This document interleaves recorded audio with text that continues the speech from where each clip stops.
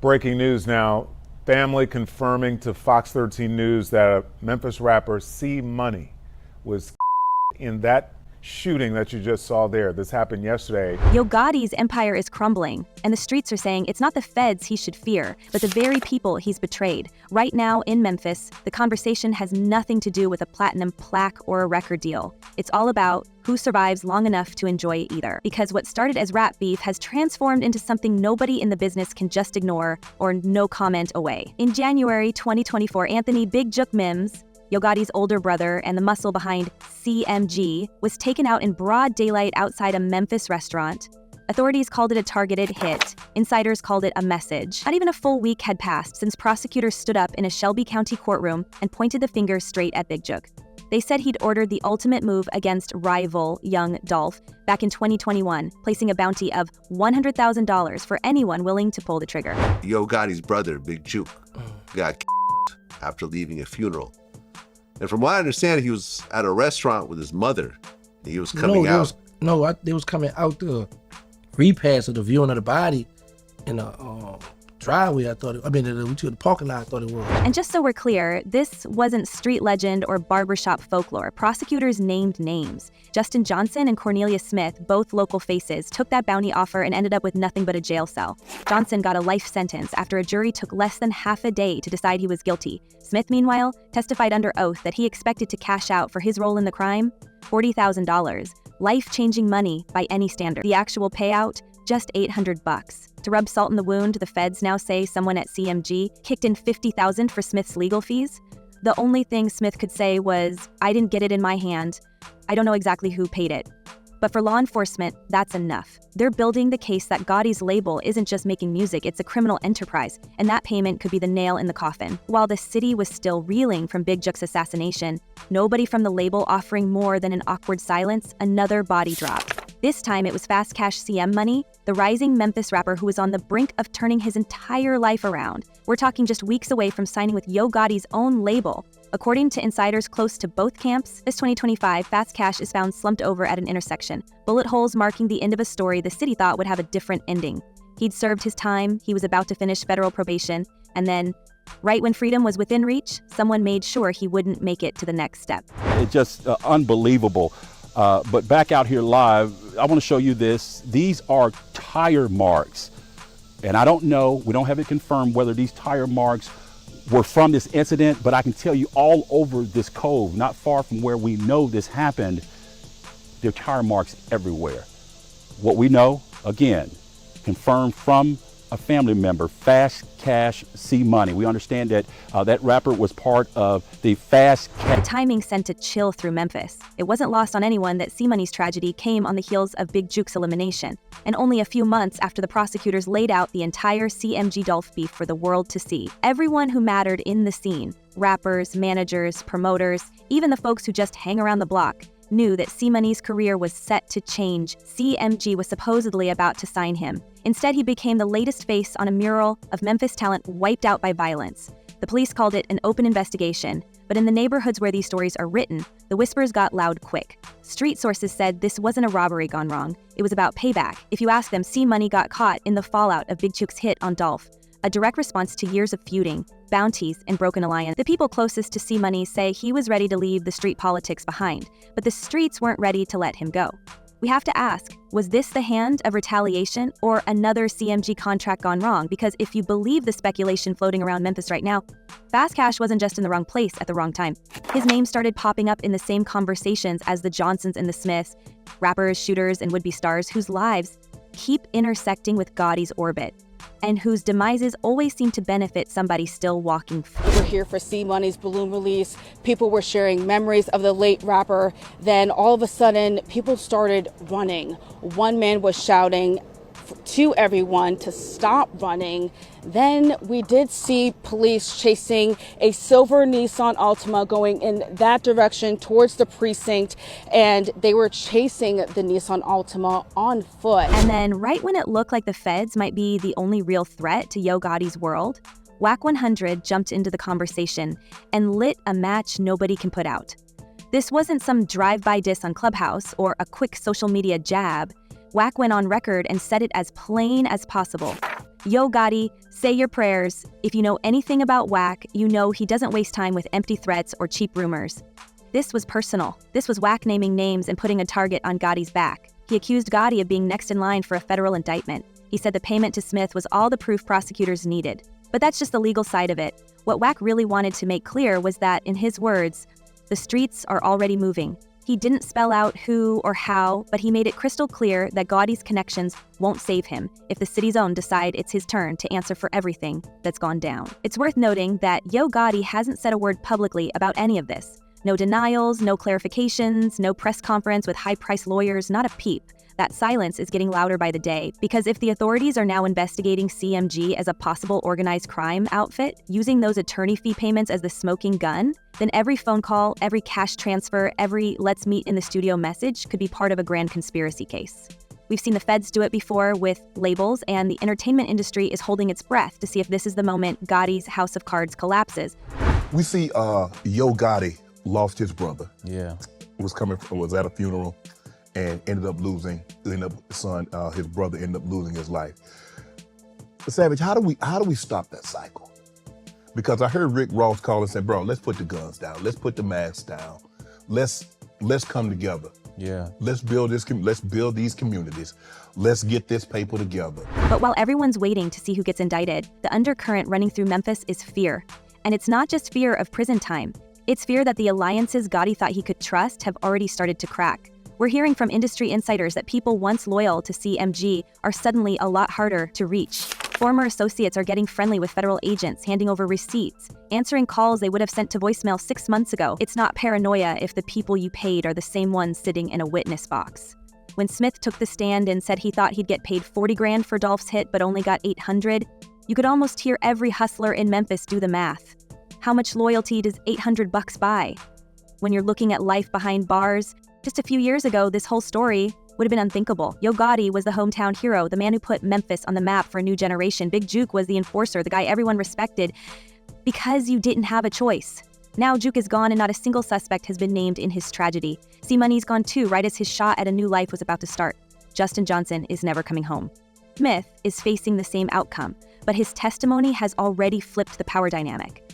Every time a witness talks, the pool of suspects and snitches gets wider. Even the street-level hustlers know that when you start seeing that many familiar faces in court, someone's talking, and it isn't just for their health. And let's not forget, this isn't some random series of unfortunate events. The Young Dolph feud started years back when he turned down a CMG contract and then fired back with diss tracks. The bad blood escalated into shootouts, bulletproof cars, and attempted hits. In 2017, Dolph's SUV got lit up with over 100 rounds in Charlotte. Black Youngsta, a CMG artist, got hit with charges that eventually disappeared. But that's a recurring theme: violence, charges, silence, repeat. Then, in November 2021, Dolph was gunned down in broad daylight, buying cookies at his favorite Memphis spot. By the time the jury delivered its verdict against Johnson, it was clear this wasn't a one-off. The prosecution laid out the money trail, the phone calls, the promises made and broken. Every step of the way, the link to CMG and its executives got clearer. News right now, we know the trial date for the man accused of Memphis rapper Young Dolph. Prosecutors say Hernandez Govan was the mastermind in the back in November of 2021. So when Wack 100 warned, "Yo Gotti, say your prayers," it wasn't just about the feds.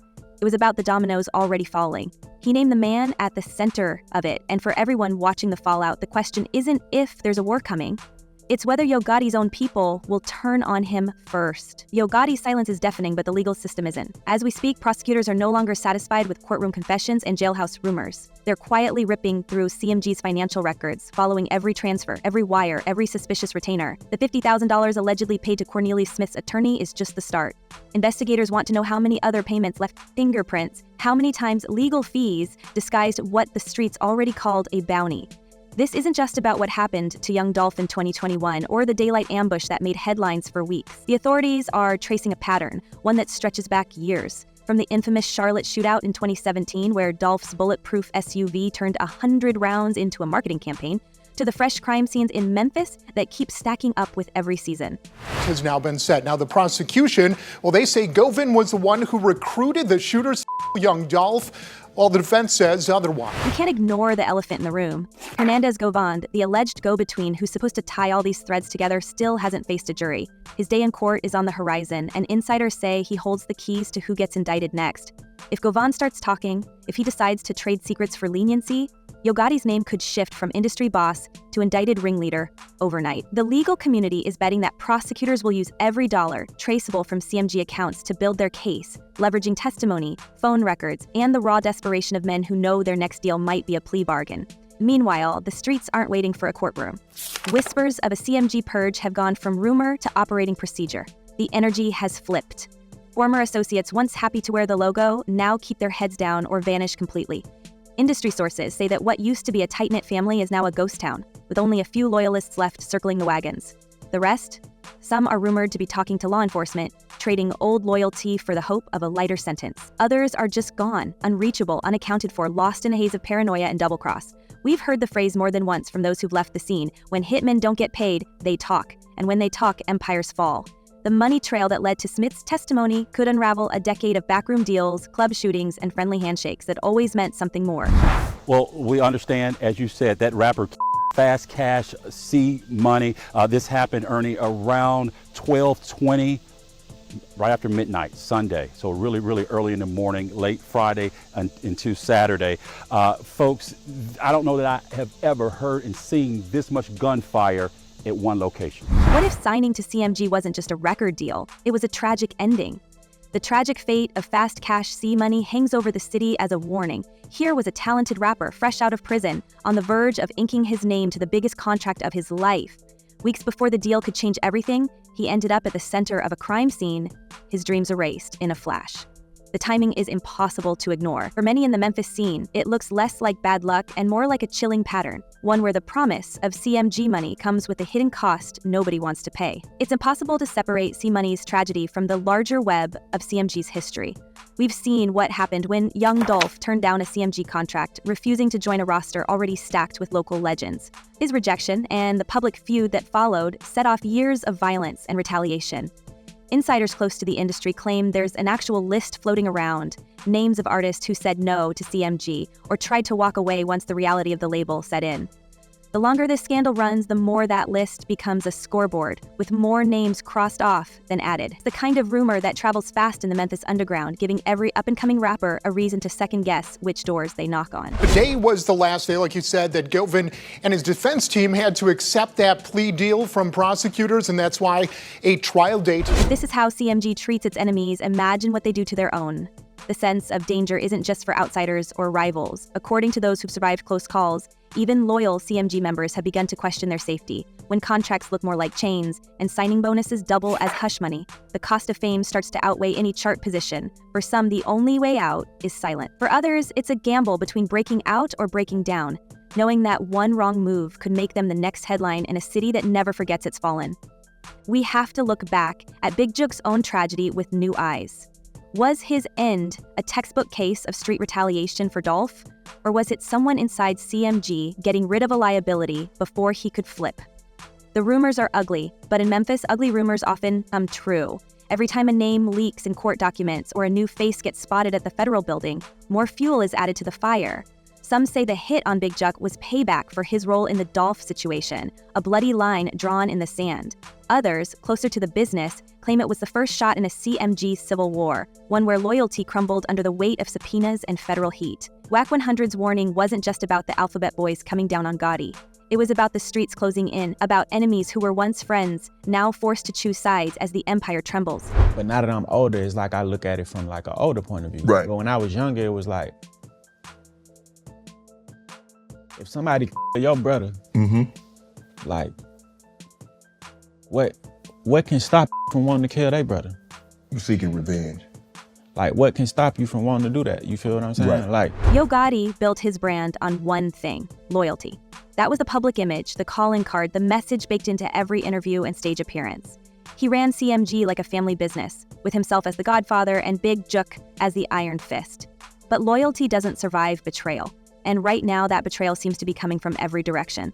On one side, the legal system is methodically peeling back the layers, threatening to classify the entire label as a criminal organization. On the other, former allies are flipping, and every new arrest feels like another domino tipping toward the center. Yo Gotti hasn't said a single word. No tweets, no statements, not even a denial through a lawyer.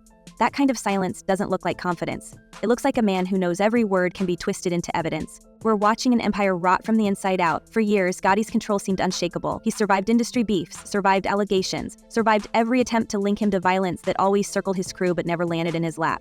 Now, the calculation has changed. His brother is gone.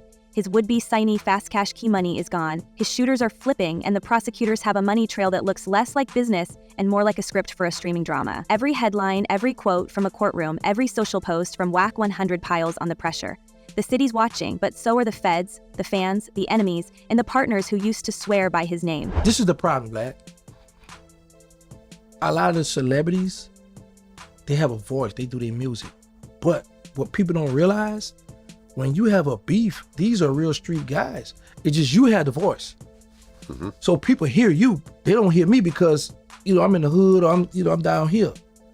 But I will still pull up and spray and do what I gotta do. If we step back, the real story here is power and the illusion of safety. A kingpin with no allies is just another target. And right now, the crosshairs are locked on him. With Govin's trial looming, with new witnesses emerging from the woodwork, and with the streets humming with tension, it's hard to tell who's going to make the first move. It's a chessboard where every piece can turn traitor. The feds might be coming. The streets definitely are. The only question left is who gets to him first. So here's where we leave it tonight. Is Yo Gotti the last man standing in a city of ghosts? Or will he be the next to fall, brought down by the system or by the same streets that built his legend? Let us know what you think in the comments below. Who will move first and who will survive the fallout?